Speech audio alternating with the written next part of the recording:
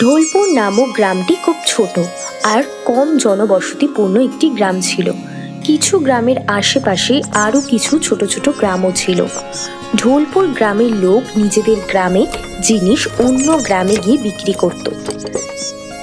গ্রামের স্টেশনের পাশে রাঘব নামের একটি লোকের সরাইখানা ছিল, যেখানে ওখানে আসা যাওয়া লোকজন থাকতে পারত।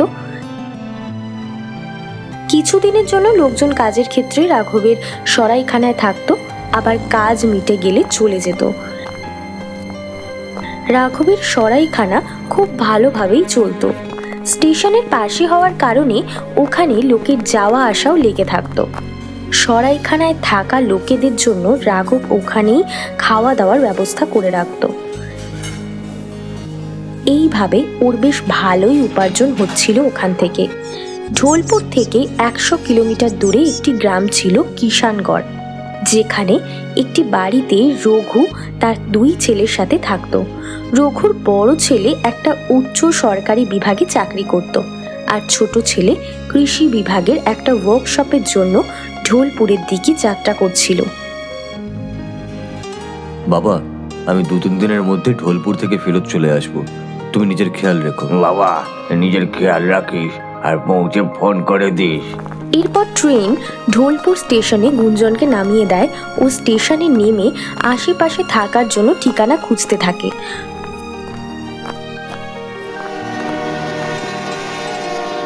তখনই ওর নজর রাঘবের সরাইখানার ওপর পড়ে। গুঞ্জন রাঘবের সরাইখানাতে আসে আর ওকে জিজ্ঞাসা করে, দাদা, আমাকে কিছুদিন থাকার জন্য একটা ঘর দিতে পারবেন? আমি এখানে একটা কাজের জন্য এসেছি। কিছুদিনের জন্য আমাকে এখানে থাকতে হবে। আজ ঘর খালি আছে? হ্যাঁ, আজকেই আমার কাছে একটা ঘর খালি হলো। আপনি চাইলেই সেটাতে থাকতে পারেন। এক দিনের কত টাকা ভাড়া দাদা? আমি তো এক দিনের জন্য 500 টাকা করে নিই, কিন্তু আপনি যদি বেশি দিনের জন্য এখানে থাকতে চান তাহলে মাসে 8,000 টাকা লাগবে। খাবার আর চায়ের ব্যবস্থা করে দেবো নিচের ক্যান্টিনে। গুঞ্জন ঘরটা ভাড়া নিয়ে নেয়।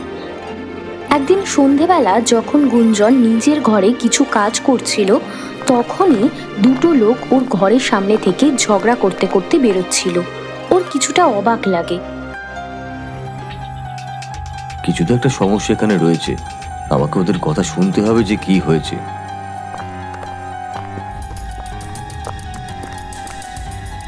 ও ওদের পিছু করতে করতে নিচে আসে আর নিচের তলায় এসে লুকিয়ে ওদের কথা শুনতে থাকে। তখনই হঠাৎ ওদের মধ্যে একটা লোক গুঞ্জনকে দেখে নেয় আর গুঞ্জনের পিছু করতে থাকে। গুঞ্জন নিজের ঘরের দিকে যায় আর ঘরে ঢুকে কাউকে ফোন করে কিছু বলতে থাকে। ওই সময় পিছন থেকে একটা কালো কাপড় ওর মাথার উপর এসে পড়ে আর ও মারা যায়। হঠাৎ ওই সরাইখানায় একটা খুন হওয়াতে সারা গ্রামে অস্থিরতা দেখা দেয়, কারণ এর আগে ওখানে কখনো এরকম হয়নি। লোক নিজেদের মধ্যে এক এক রকম কথা বলতে থাকে। আরে ভাই, জানো, শুনছি নাকি রাঘবের সরাইখানাতে কালকে একজন খুন হয়েছে। এরকম কাণ্ডই গ্রামে কি করে হলো? এতদিন পর্যন্ত কখনো তো কিছুই হয়নি। পুলিশ ওই সরাইখানাতে এসে ওখানে ময়না তদন্ত চালায়।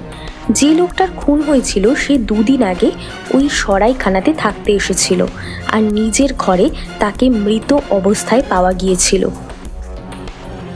পুলিশ ওই সরাইখানাতে থাকা লোকেদের জিজ্ঞাসাবাদ করে। যেদিন মারা গেছিল সেদিন আপনারা কি কিছু সন্দেহ লক্ষ্য করেছিলেন?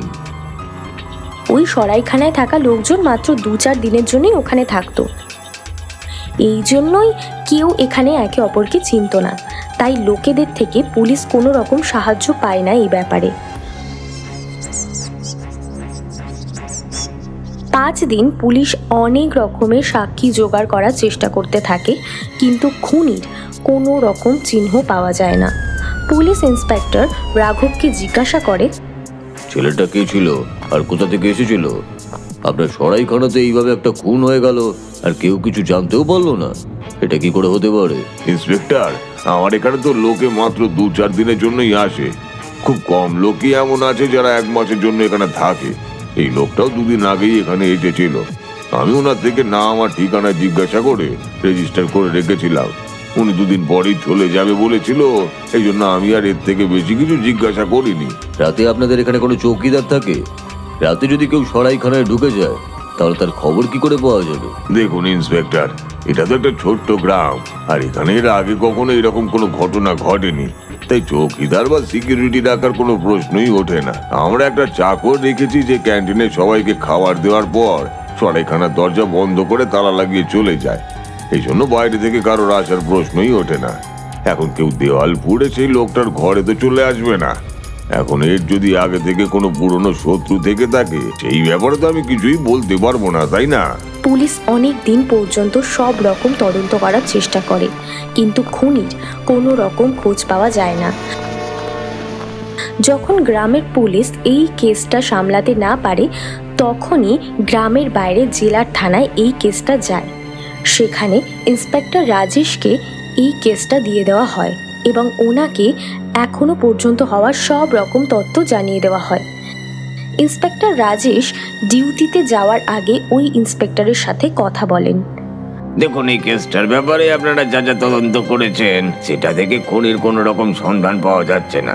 এই কেসটা সলভ করার জন্য আমরা পুলিশ হয়ে গেলে সেখানে চলবে না। একটা সাধারণ লোকের ছদ্মবেশে ওখানে যেতে হবে, যেখানে আমি ওখানকার সব কিছুই বুঝতে পারবো। রাজেশ পরের দিনই তার ডিউটি শুরু করে দেয়। ও রাঘবের সরাইখানা পৌঁছায় আর ওকে নিজের আসল পরিচয় লুকিয়ে ওর থেকে সাধারণ ব্যক্তির মতো করেই একটি ঘর ভাড়া নিয়ে নেয়। দেখুন, একটা ঘর ভাড়া চাই।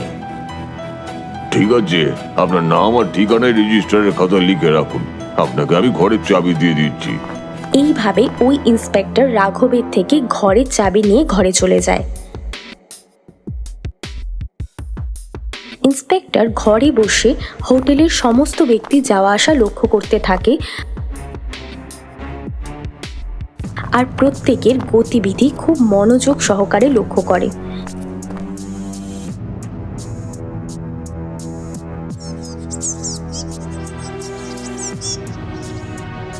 ইন্সপেক্টর রাজেশ দেখে যে রাত 9টার সময় একটা লোক সরাইখানা থেকে বাইরে যাচ্ছে।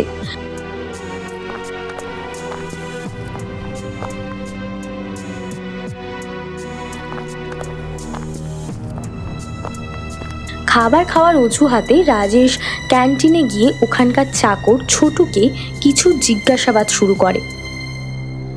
আরে ছোটু, তুমি তো খাবার খুব ভালো বানাও। কতদিন ধরে কাজ করছো এখানে? আমি এখানে কাজ করছি 5 বছর হয়ে গেছে। আমি গ্রাম থেকে যখনই এসেছিলাম তখন থেকেই আমি রাঘবদার সাথে কাজ করছি। আমাকে একটা কথা বলো তো, রাতে অনেকক্ষণ পর্যন্ত নিচে থেকে আওয়াজ আসছিল, এখানে কি হচ্ছিল?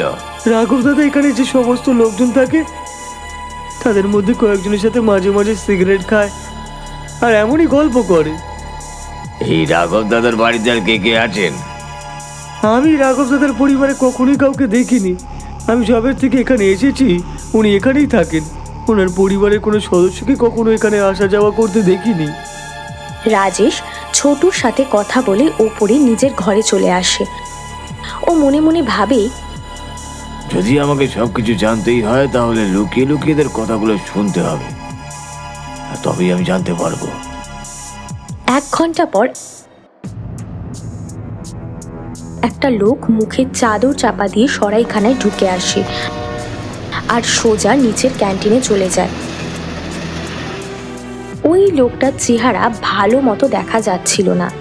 রাজেশ লুকিয়ে ওই লোকগুলোর কথা শোনে। ওই লোকগুলো সিগারেট খেতে খেতে বিভিন্ন রকম গল্প করতে থাকে। রাঘব ওখানেই বসেছিল। রাজেশ যে লোকটাকে 9টার সময় সরাইখানা থেকে বাইরে বেরোতে দেখেছিল আর মুখে চাদর চাপা দিয়ে যাকে আবার ফেরত আসতে দেখেছিল, সেই দুজন ব্যক্তির সাথে রাঘবের খুব মিল পাওয়া যায়।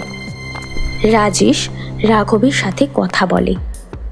দাদা, আমি শুনলাম নাকি আপনারা রাতে খুব গল্প করেন আর তাসও খেলেন। আমিও রাতে একা একাই থাকি, সকালে তো কাজে বেরিয়ে যাই, সন্ধ্যাবেলা সরাইখানায় ফেরত আসার পর আমিও আপনাদের সাথেই বসবো। হ্যাঁ নিশ্চয়ই, আমরা ওখানে সময় কাটানোর জন্য বসে থাকি, আপনি চলে আসবেন।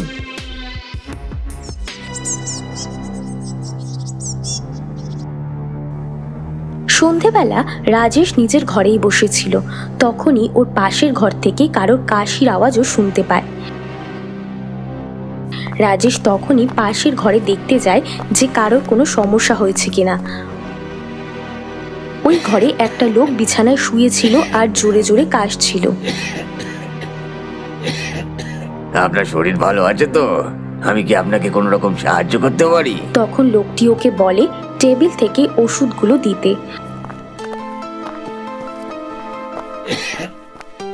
রাজেশ তখনই টেবিলে গিয়ে ওষুধগুলো খোঁজে। তখন ও একটা সাদা রঙের খাম দেখতে পায়, যেটাতে পাউডারের মতো কিছু একটা ছিল। রাজেশের ওটা দেখে একটু সন্দেহ হয়। ও ওই খামটাকে চুপচাপ নিজের পকেটে ভরে নেয় আর ওই লোকটাকে ওষুধগুলো দিয়ে ওখান থেকে চলে যায়।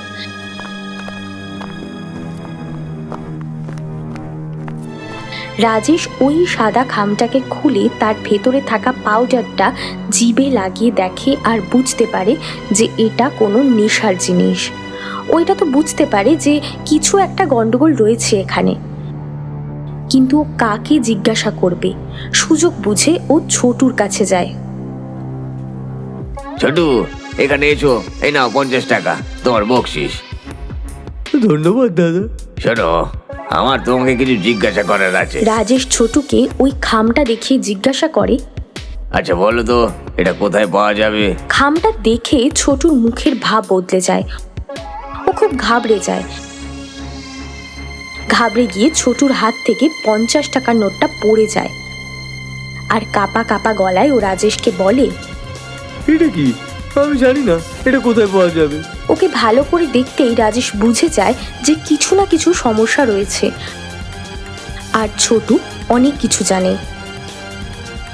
রাজেশ ছোটুকে ধমক দিয়ে জিজ্ঞাসা করে, দেখো ছোটু, যেটা জানো আমাকে সত্যি সত্যি বলো, নাহলে আমি দোষীকে তো খুঁজেই নেব আর তার সাথে সাথে তুমিও ফেঁসে যাবে। ছোটু ঘাবড়ে গিয়ে রাজেশকে তার পরিচয় জিজ্ঞাসা করে। স্যার আপনি কে? আমার নাম ইন্সপেক্টর রাজেশ। স্যার আমাকে আপনি বাঁচিয়ে নিন, আমার কোনো দোষ নেই। এই সমস্ত কাজ রাঘবদা করে। কি? সরাইখানার মালিক রাঘব এই সব কাজ করে? কিছুদিন আগে ওখানে যে খুনটা হয়েছিল তাতে কি ওরও হাত ছিল নাকি? ছোটু ঘাবড়ে গিয়ে কাঁদতে কাঁদতে সব কিছু বলে দেয়। হ্যাঁ স্যার, আমাকে বাঁচিয়ে দিন, আমি কিচ্ছু করিনি। রাঘবদা সরাইখানা চালানোর সাথে সাথে এখানে ড্রাগের ব্যবসাও করে। এখানে থাকা লোকেদের সাথে বন্ধুত্ব করে, তারপর তাদের বিনা পয়সায় নেশা করায়। তারপর যখন তাদের ড্রাগের নেশা ধরে যায় তখন ওই লোকগুলো রাঘবদার কাছ থেকে ওই পাউডারগুলো কিনে নিয়ে যায়। রাঘবদার এই ব্যবসা অনেক দিন ধরেই চলছে। কিছুদিন আগে একটা লোক এখানে থাকতে এসেছিল। ও রাঘবকে সন্দেহ করে। যখন ও রাঘবকে পুলিশে ধরিয়ে দেওয়ার হুমকি দেয় তখন রাত্রিবেলা ওকে মেরে ফেলে। এই সরাইখানাতে কিছুদিন আগে যে খুন হয়েছিল সে আর কেউ নয়, আমার ছোট ভাই ছিল। এই কেসটা খুঁটিয়ে দেখার জন্য আমাকে একটা সাধারণ ব্যক্তি সেজে এখানে থাকতে হয়েছে। স্যার এতে আমার কোনো দোষ নেই। রাঘবদা আমাদের সবাইকে হুমকি দিয়েছিল যাতে আমরা কাউকে কিছু না বলি। তাহলে রাঘবই আসল দোষী। দুটো অন্যায় একসাথে করেছো। একে তো বেআইনি ব্যবসা করে লোককে ড্রাগের নেশা ধরায়, আর নিজে ধরা পড়ে যাওয়ার ভয়েতে খুনও করে। ওকে তো আমি ছাড়বই না। ছোট, তুমি চিন্তা করো না, তুমি ভালো করেছো আমাকে সব বলে দিয়ে। আমি তোমার কোনো ক্ষতি হতে দেব না। পরের দিন রাঘব কিছু পুলিশ নিয়ে এসে সরাইখানা ঘিরে ফেলে আর রাঘবকে ওই নেশার পাউডারের সাথে ধরে ফেলে। ছোটুর সাক্ষীতে রাঘবকে গ্রেফতার করা হয় আর ওকে জেলে যাবজ্জীবন কারাদণ্ডের শাস্তিও দেওয়া হয়। এইভাবে ইন্সপেক্টর রাজেশ তার বুদ্ধিমত্তা আর সাহস দিয়ে এই কেসটা সলভ করে ফেলে। রাঘবের যাবজ্জীবন শাস্তি হয়। রাজেশ ছোটুকে একটা চায়ের দোকান খুলে দেয় যাতে ও সেখান থেকে উপার্জন করতে পারে।